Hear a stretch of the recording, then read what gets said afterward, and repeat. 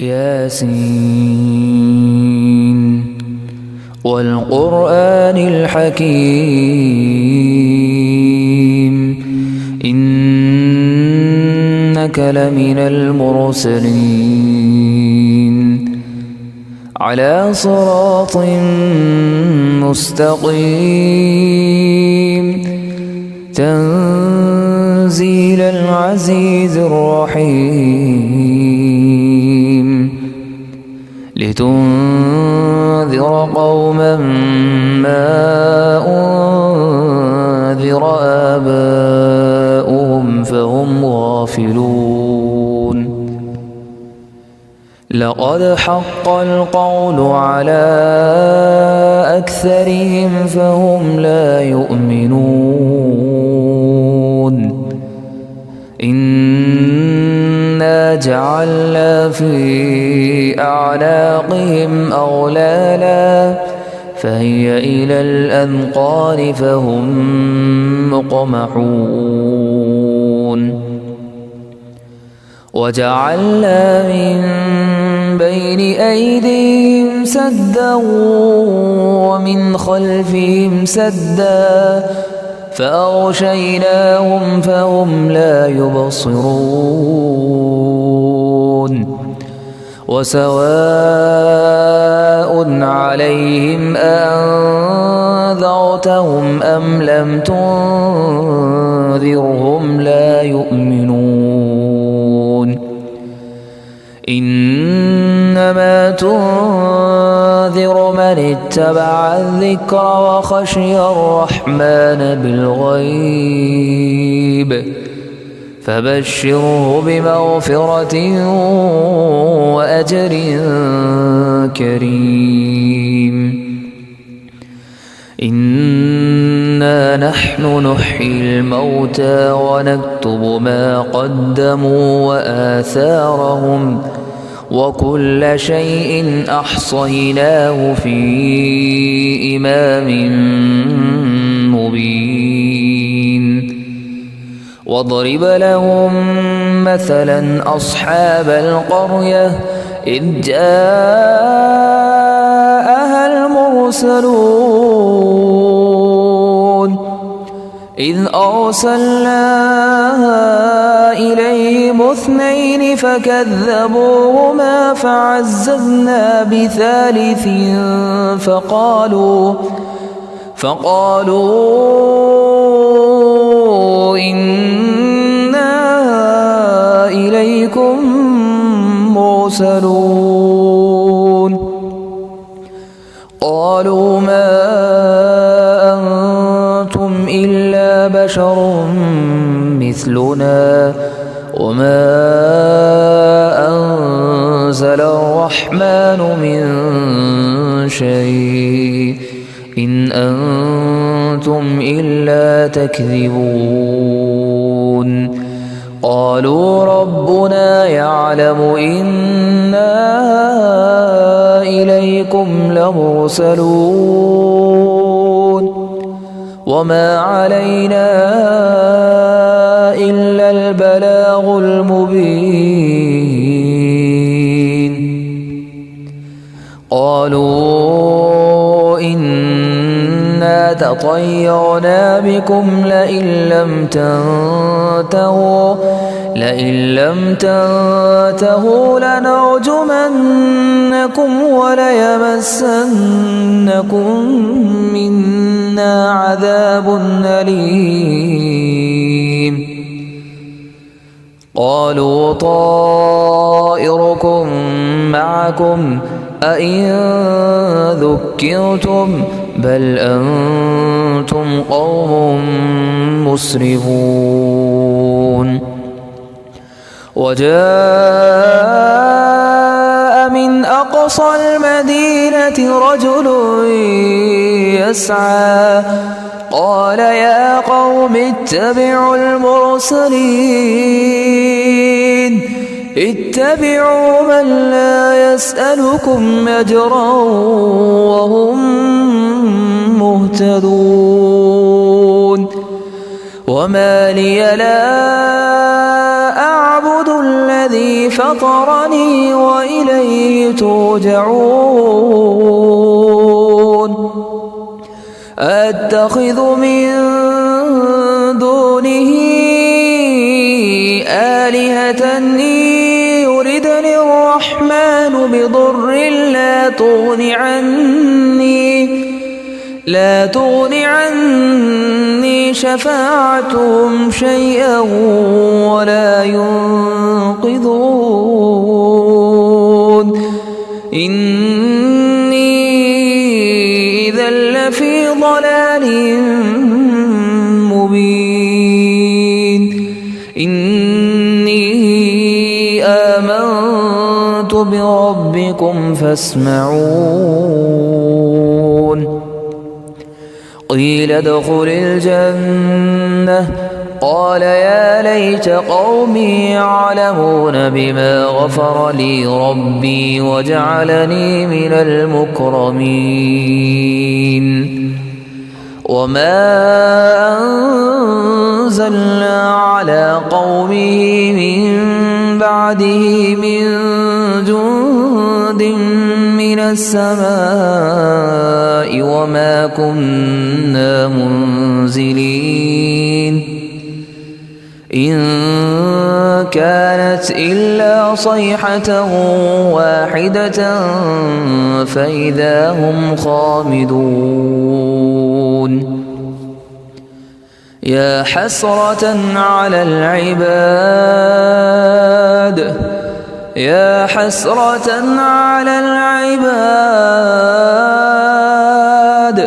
ما يأتيهم من رسول إلا كانوا به يستهزئون ألم يروا كم أهلكنا قبلهم من القرون أنهم إليهم لا يرجعون وإن كل لما جميع لدينا محضرون وآية لهم الأرض الميتة أحييناها وأخرجنا منها حبا فمنه يأكلون وجعلنا فيها جنات من نخيل وأعناب وفجرنا فيها من العيون ليأكلوا من ثمره وما عملته أيديهم أفلا يشكرون سبحان الذي خلق الأزواج كلها مما تنبت الأرض ومن أنفسهم ومما لا يعلمون وآية لهم الليل نسلخ منه النهار فإذا هم مظلمون والشمس تجري لمستقر لها ذلك تقدير العزيز العليم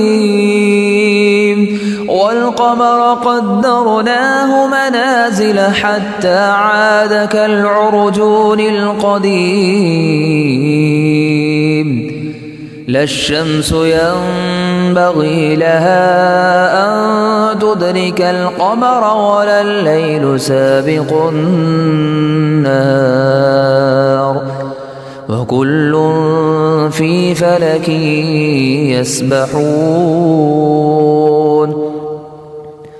وآية لهم أنا حملنا ذريتهم في الفلك المشحون وخلقنا لهم من مثله ما يركبون وإن نشأ نغرقهم فلا صريخ لهم ولا هم ينقذون إلا رحمة منا ومتاعا إلى حين وإذا قيل لهم اتقوا ما بين أيديكم وما خلفكم لعلكم ترحمون وما تأتيهم من آية من آيات ربهم إلا كانوا عنها معرضين وإذا قيل لهم أنفقوا مما رزقكم الله قال الذين كفروا للذين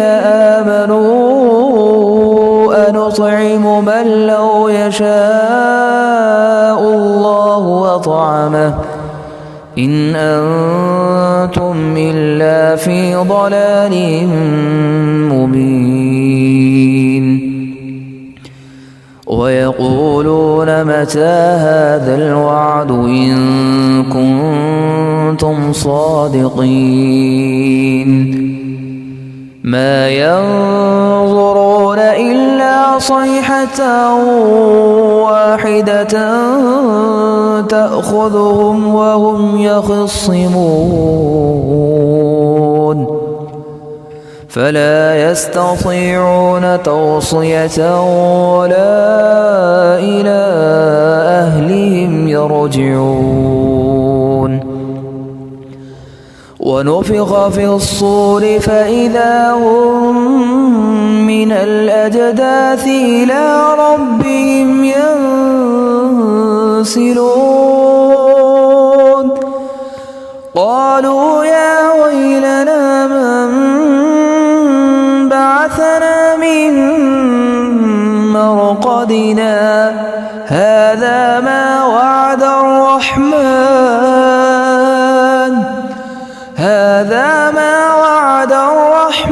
وصدق المرسلون إن كانت إلا صيحة واحدة فإذا هم جميع لدينا محضرون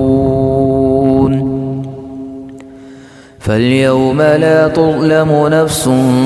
شيئا ولا تجزون إلا ما كنتم تعملون إن أصحاب الجنة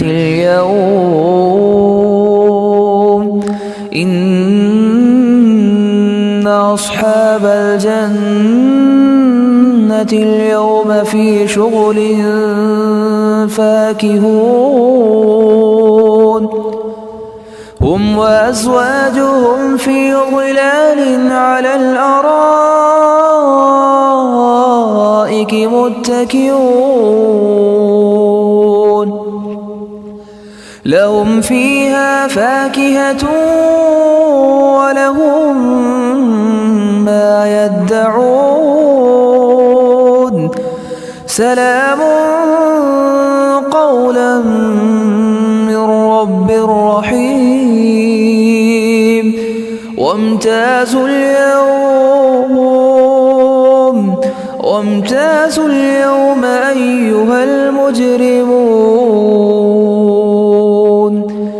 ألم عهد إليكم يا بني آدم ألا تعبدوا الشيطان إنه لكم عدو مبين وأن اعبدوني هذا صراط مستقيم ولقد أضل منكم جبلا كثيرا أفلم تكونوا تعقلون هذه جهنم التي كنتم توعدون هذه جهنم التي كنتم توعدون اصلوها اليوم بما كنتم تكفرون اليوم نختم على أفواههم وتكلمنا أيديهم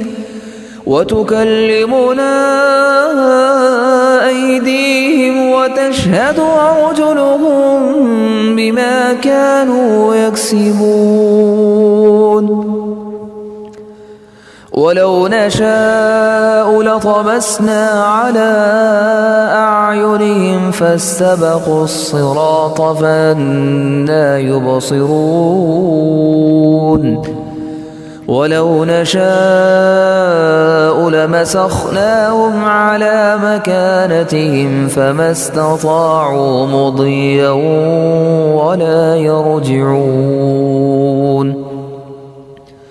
ومن نعمره ننكسه في الخلق أفلا يعقلون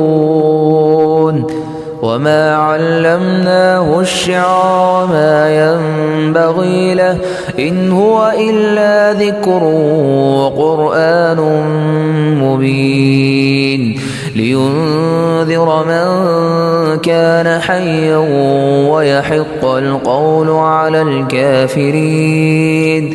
أولم يروا أنا خلقنا لهم مما عملت أيدينا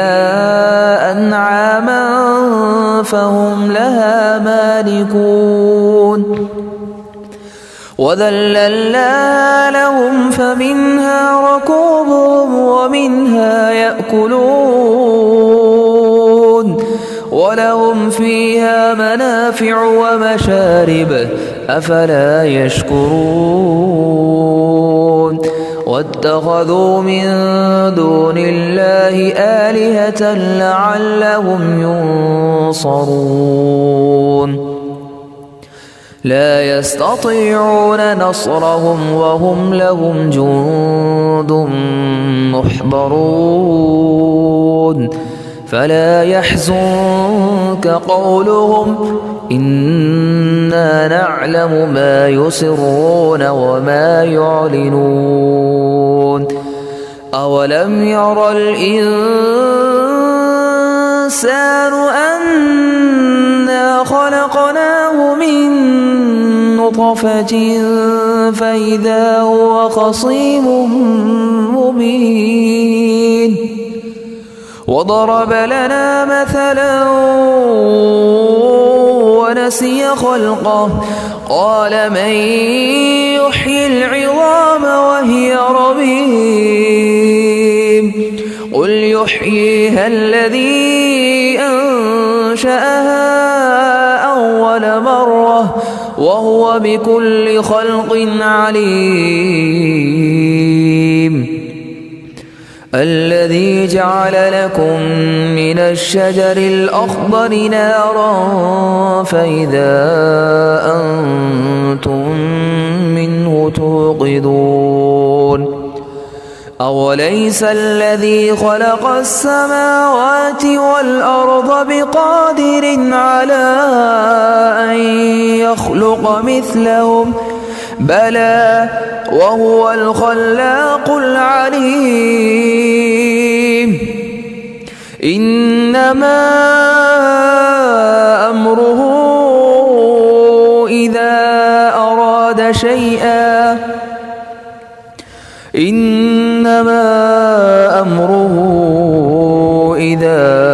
أراد شيئا أن يقول له كن فيكون فسبحان الذي بيده ملكوت كل شيء وإليه ترجعون.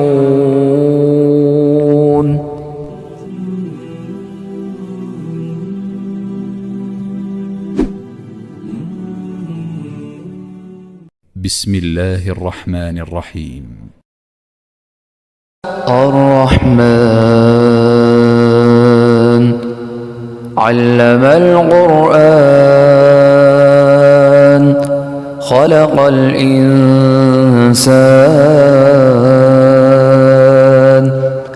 علمه البيان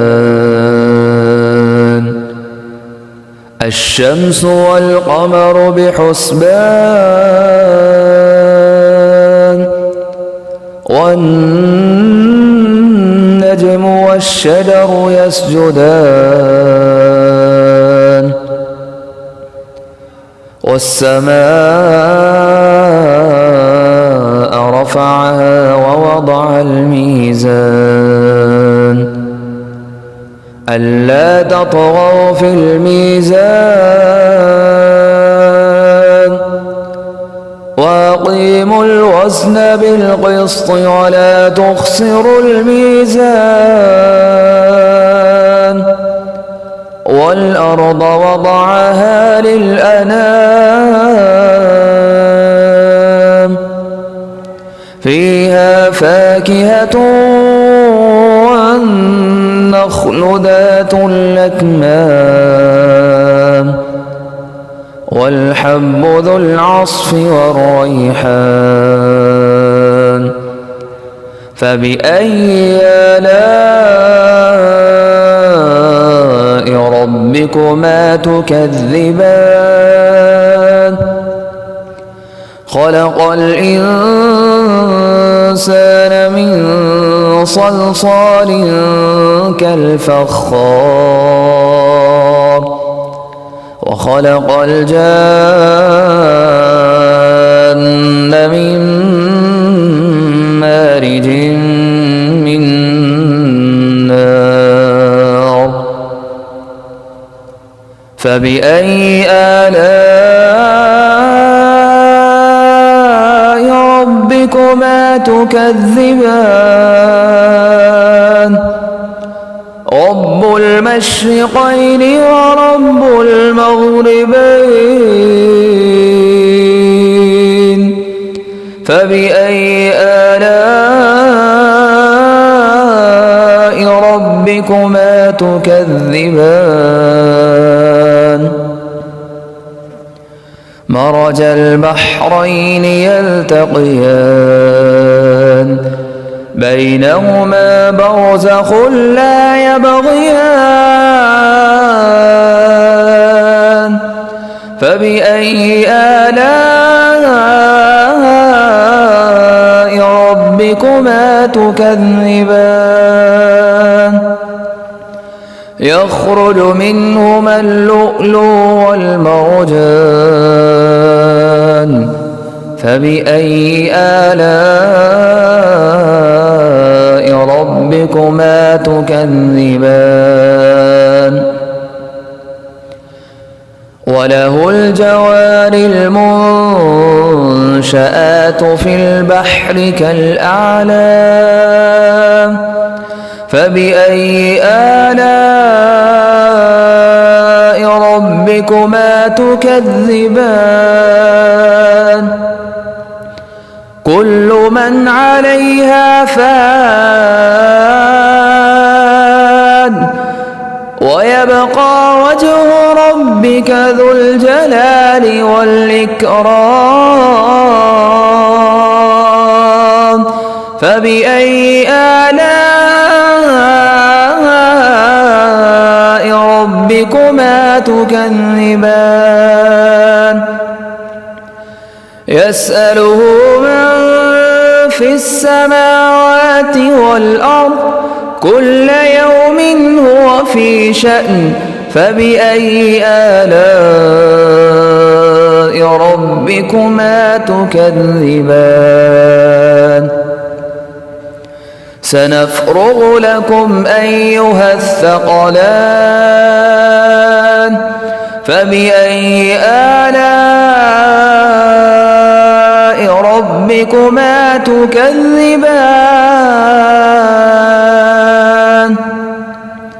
يا معشر الجن والإنس إن استطعتم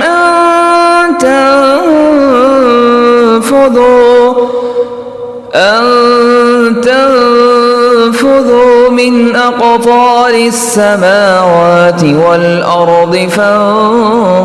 فانفذوا لا تنفذون إلا بسلطان فبأي آلاء ربكما تكذبان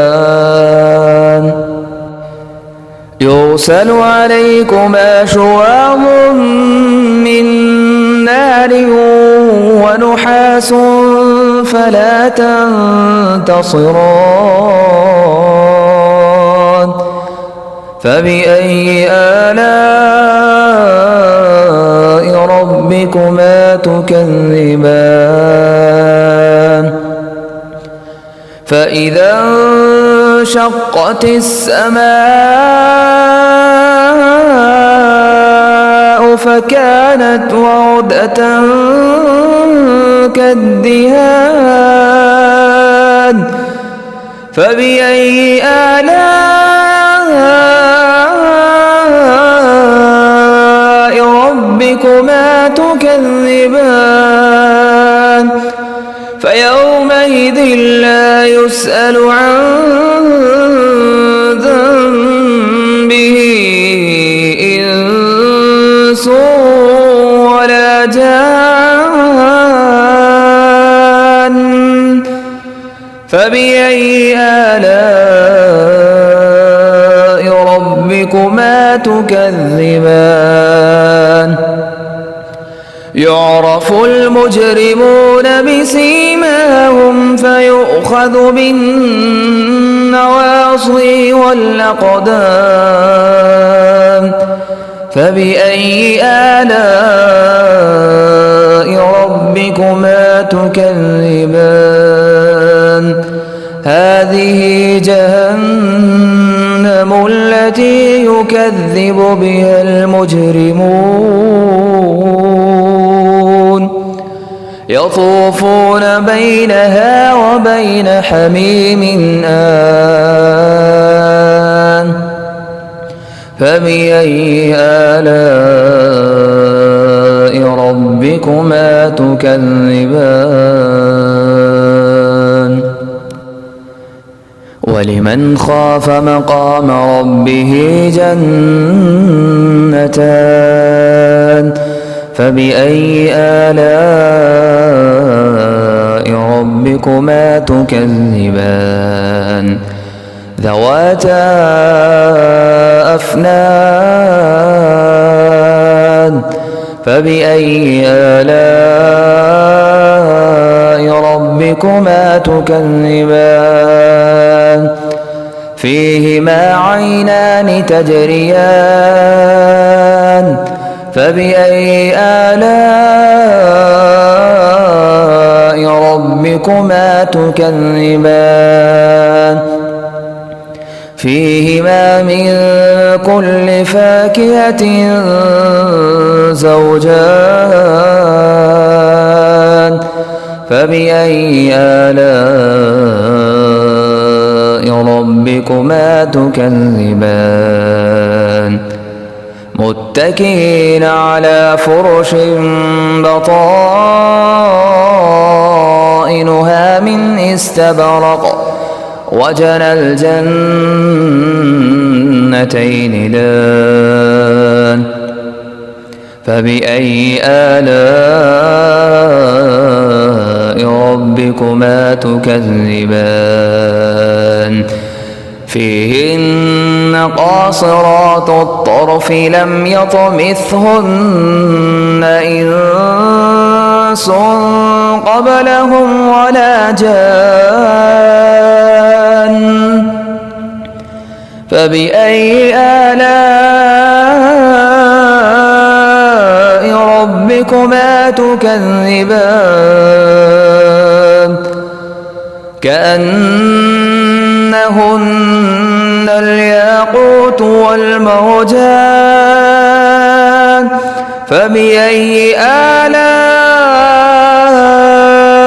ربكما تكذبان هل جزاء الإحسان إلا الإحسان إحسان فبأي آلاء ربكما تكذبان ومن دونهما جنتان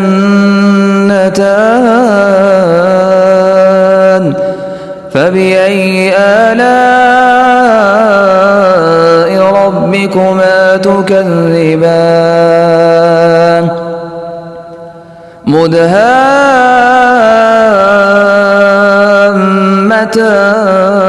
مدهامتان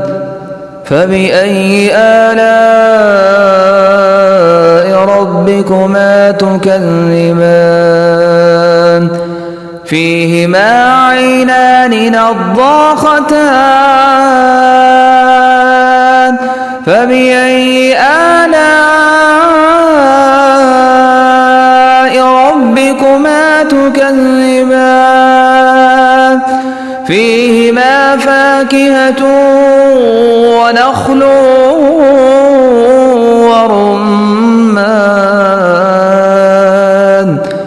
فبأي آلاء ربكما تكذبان فيهن خيرات حسان فبأي آلاء ربكما تكذبان حور مقصورات في الخيام فبأي آلاء ربكما تكذبان لم يطمثهن إنس قبلهم ولا جان فبأي آلاء ربكما تكذبان متكئين على رفرف خضر وعبقري حسان فبأي آلاء ربكما تكذبان تبارك اسم ربك ذو الجلال والإكرام. أعوذ بالله من الشيطان الرجيم. بسم الله الرحمن الرحيم. إذا وقعت الواقعة ليس لوقعتها كاذبة خافضة رافعة إذا رجت الأرض رجا وبست الجبال بسا فكانت هباء منبثا وكنتم أزواجا ثلاثة فأصحاب الميمنة ما أصحاب الميمنة وأصحاب المشأمة ما أصحاب المشأمة والسابقون السابقون أولئك المقربون في جنات النعيم ثلة من الأولين وقليل من الآخرين على سرر موضونة متكئين عليها متقابلين يطوف عليهم ولدان مخلدون بأكواب وأباريق وكأس من معين لا يصدعون عنها ولا ينزفون وفاكهة مما يتخيرون ولحم طير مما يشتهون وحور عين كأمثال اللؤلؤ المكنون جزاء بما كانوا يعملون لا يسمعون فيها لغوا ولا تأثيما إلا قيلا سلاما سلاما وأصحاب اليمين ما أصحاب اليمين في سدر مخضود وطلح منضود وظل ممدود وماء مسكوب وفاكهة كثيرة لا مقطوعة ولا ممنوعة وفرش مرفوعة إنا أنشأناهن إنشاء فجعلناهن أبكارا عربا أترابا لأصحاب اليمين ثلة من الأولين وثلة من الآخرين وأصحاب الشمال ما أصحاب الشمال في سموم وحميم وظل من يحموم لا بارد ولا كريم إنهم كانوا قبل ذلك مترفين وكانوا يصرون على الحنث العظيم وكانوا يقولون أئذا متنا وكنا ترابا وعظاما أئنا لمبعوثون أو آباؤنا الأولون قل إن الأولين والآخرين لمجموعون إلى ميقات يوم معلوم لمجموعون إلى ميقات يوم معلوم ثم إنكم أيها الضالون المكذبون لآكلون من شجر من زقوم لآكلون من شجر من زقوم فمالئون منها البطون فشاربون عليه من الحميم فشاربون شرب الهيم هذا نزلهم يوم الدين نحن خلقناكم فلولا تصدقون أفرأيتم ما تمنون أأنتم تخلقونه أم نحن الخالقون نحن قدرنا بينكم الموت وما نحن بمسبوقين على أن نبدل أمثالكم وننشئكم فيما لا تعلمون ولقد علمتم النشأة الأولى فلولا تذكرون أفرأيتم ما تحرثون أأنتم تزرعونه أم نحن الزارعون لو نشاء لجعلناه حطاما فظلتم تفكهون إنا لمغرمون بل نحن محرومون أفرأيتم الماء الذي تشربون أأنتم أنزلتموه من المزن أم نحن المنزلون لو نشاء جعلناه أجاجا فلولا تشكرون أفرأيتم النار التي تورون أنتم أنشأتم شجرتها أم نحن المنشئون نحن جعلناها تذكرة ومتاعا للمقوين فسبح باسم ربك العظيم فلا أقسم بمواقع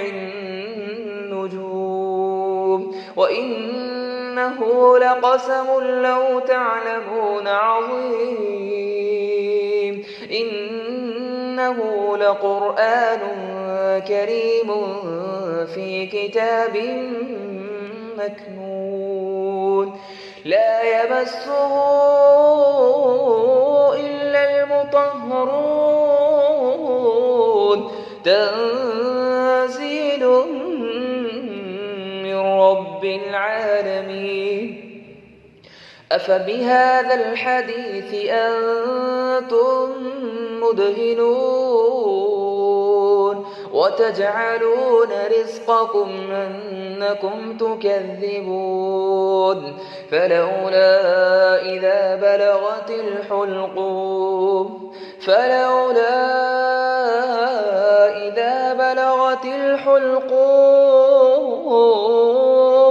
وأنتم حينئذ تنظرون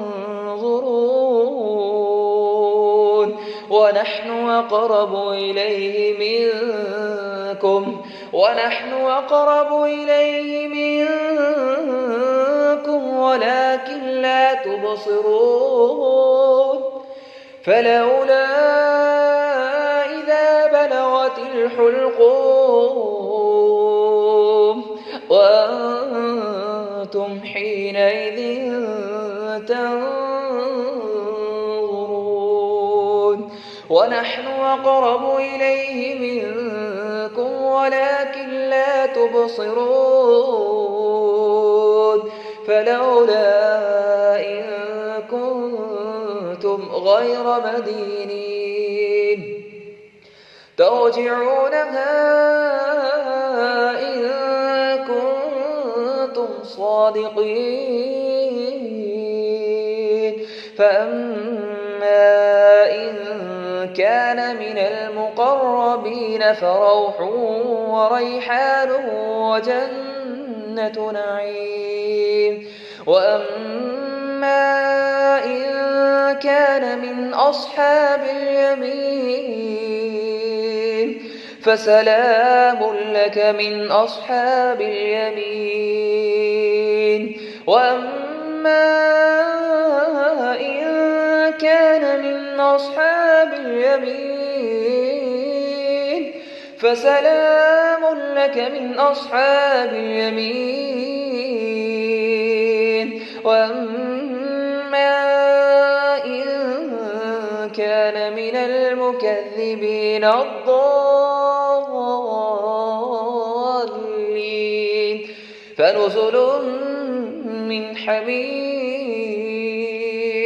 وتصلية جحيم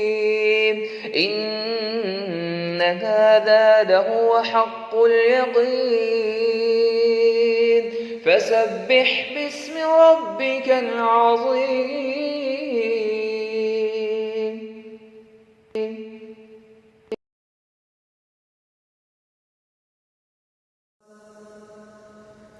تبارك الذي بيده الملك وهو على كل شيء قدير الذي خلق الموت والحياة ليبلوكم أيكم أحسن عملا وهو العزيز الغفور الذي خلق 7 سماوات طباقا ما ترى في خلق الرحمن من تفاوت فارجع البصر هل ترى من فطور ثم ارجع البصر كرتين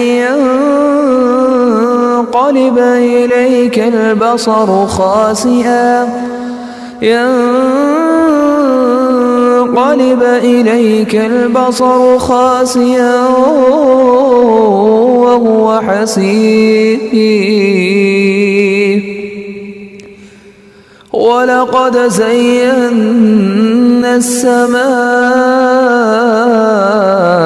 الدنيا بمصابيح وجعلناها رجوما للشياطين وأعتدنا لهم عذاب السعير وللذين كفروا بربهم عذاب جهنم وبئس المصير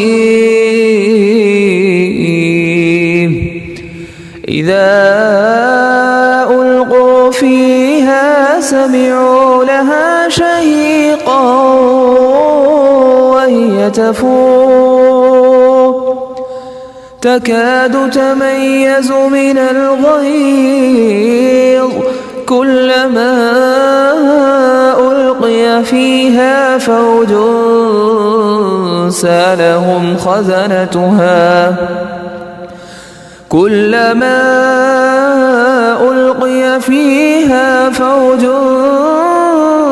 سألهم خزنتها ألم يأتكم نذير قالوا بلى قد جاءنا نذير فكذبنا وقلنا ما نزل الله من شيء إن أنتم إلا في ضلال كبير وقالوا لو كنا نسمع أو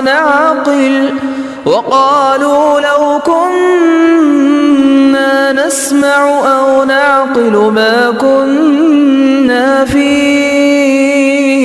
أصحاب السعير فاعترفوا بذنبهم فسحقا لأصحاب السعير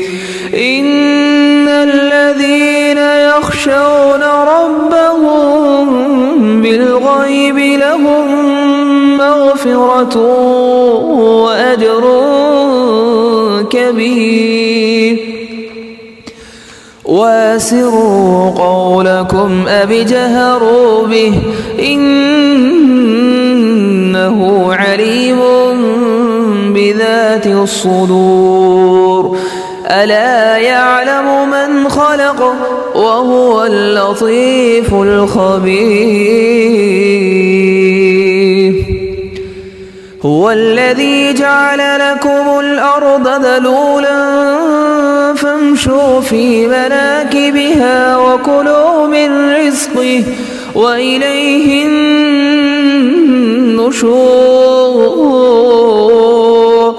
أأمنتم من في السماء أن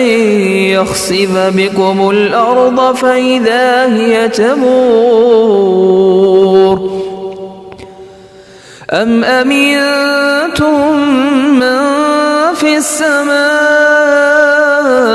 أن يرسل عليكم عليكم حاصبا فستعلمون كيف نذير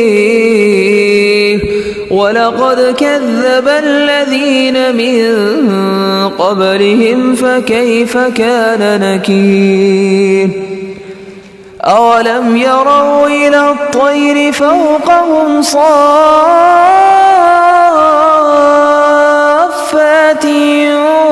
ويقبضن ما يمسكهن إلا الرحمن إنه بكل شيء بصير أمن هذا الذي هو جند لكم ينصركم من دون الرحمن إن الكافرون إلا في غرور أمن هذا الذي يرزقكم إن أمسك رزقه بل لجوا في عتو ونفور أفمن يمشي مكبا على وجهه أهدى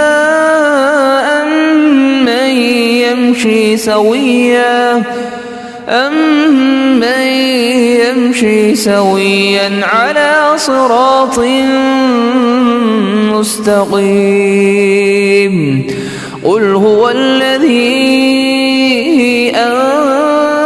أنشاكم وجعل لكم السمع والأبصار والأفئدة قليلا ما تشكرون قل هو الذي ذراكم في الأرض وإليه تحشرون ويقولون متى هذا الوعد إن كنتم صادقين قل إنما العلم عند الله وإنما أنا نذير مبين فلما رأوه زلفة سيئت وجوه الذين كفروا وقيل هذا الذي كنتم به تدعون قل أرأيتم إن أهلكني الله ومن معي أو رحمنا فمن يجير الكافرين من عذاب أليم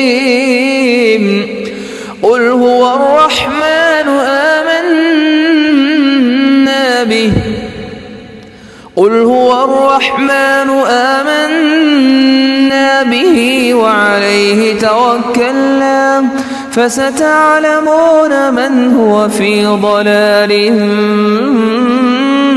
مبين قل أرأيتم إن أصبح ماؤكم غورا فمن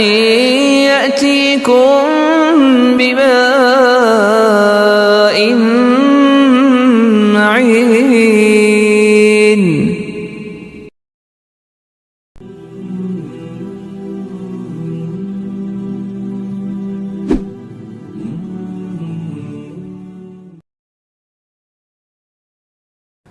أعوذ بالله من الشيطان الرجيم بسم الله الرحمن الرحيم يا أيها المزمل قم الليل إلا قليلا نصفه أو انقص منه قليلا أو زد عليه ورتل القرآن ترتيلا إنا سنلقي عليك قولا ثقيلا إن ناشئة الليل هي أشد وطئا وأقوم قيلا إن لك في النهار سبحا طويلا واذكر اسم ربك وتبتل إليه تبتيلا رب المشرق والمغرب لا إله إلا هو فاتخذه وكيلا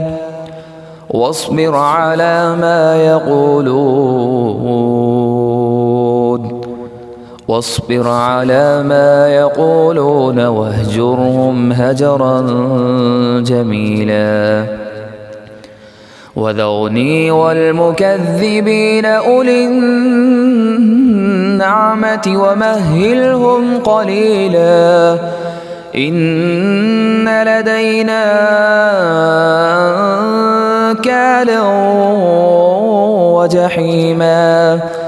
وطعاما ذا غصة وعذابا أليما يوم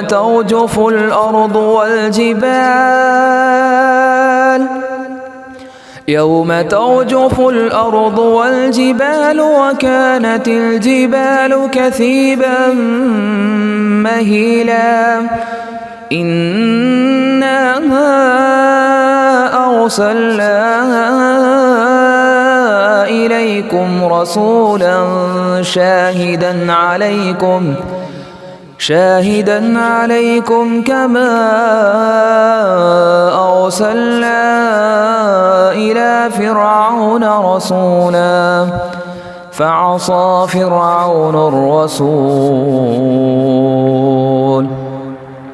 فعصى فرعون الرسول فأخذناه أخذا وبيلا فكيف تتقون إن كفرتم يوما يجعل الولدان شيبا فكيف تتقون إن كفرتم يوما يجعل الولدان شيبا السماء منفطر به كان وعده مفعولا إن هذه تذكرة فمن شاء اتخذ إلى ربه سبيلا إن ربك يعلم أنك تقوم أدنى من ثلثي الليل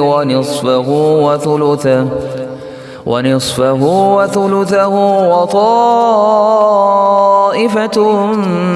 من الذين معك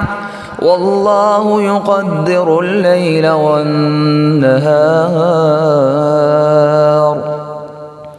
علم أن لن تحصوه فتاب عليكم فاقرؤوا ما تيسر من القرآن علم أن سيكون منكم مرضى وآخرون يضربون في الأرض يبتغون من فضل الله وآخرون يقاتلون في سبيل الله فاقرؤوا ما تيسر منه وأقيموا الصلاة وآتوا الزكاة وأقرضوا الله قرضا حسنا وما تقدموا لأنفسكم من خير